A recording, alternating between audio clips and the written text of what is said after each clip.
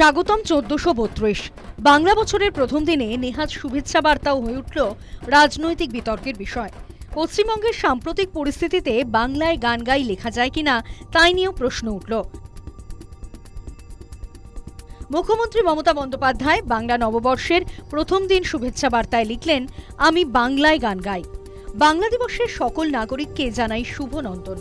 কিছুক্ষণের মধ্যেই পাল্টা বার্তা আসে বিরোধী দলনেতার কাছ থেকে।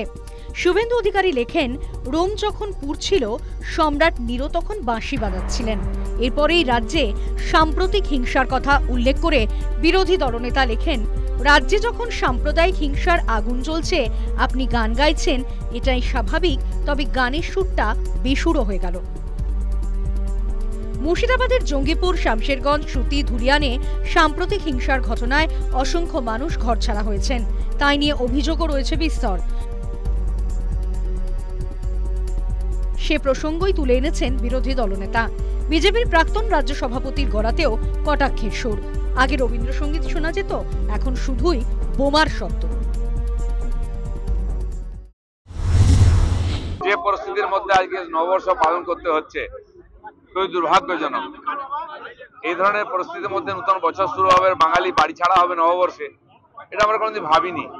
আর তার মাঝখানে আমরা নববর্ষ পালন করতে এসেছি, কোথায় রবীন্দ্রসঙ্গীত শুনবো, কোথায় নজরুল গীতি শুনবো, চারদিকে বোম বন্দুকের আওয়াজ শুনতে হচ্ছে, ঘর ছাড়াদের হাহাকার শুনতে হচ্ছে। মুখ্যমন্ত্রীর টুইটে আরও একটি বিষয় নিয়ে বিতর্ক দানা বেঁধেছে। বাংলা দিবসে সকল নাগরিককে জানাই শুভ নন্দন, লিখেছেন মুখ্যমন্ত্রী। ৭ই জুন পশ্চিমবঙ্গ দিবস। পয়লা বৈশাখ কবে থেকে বাংলা দিবস হলো, প্রশ্ন তুলেছেন বিজেপির রাজ্য সভাপতি সুকান্ত মজুমদারও। আর পয়লা বৈশাখ কবে থেকে কিসের পশ্চিমবঙ্গ দিবস, তার ঐতিহাসিক গুরুত্ব কি, ঐতিহাসিক প্রেক্ষাপট কি মমতা বন্দ্যোপাধ্যায়কে বলতেন না ব্যাখ্যা করতে? আমরা তো কোনো ব্যাখ্যা খুঁজে পাচ্ছি না। 20 জুন, 20 জুন, সেটা হচ্ছে সেদিন পশ্চিমবঙ্গে রেজলিউশন পাস হয়েছিল, সেইটা পশ্চিমবঙ্গ দিবস হিসেবে যোগ্যতা পেতে পারে। বাংলা বছরের প্রথম দিন থেকেই জমে উঠল বিতর্ক, এমনকি শুভেচ্ছা বার্তাও হয়ে উঠল বিতর্কের বিষয়।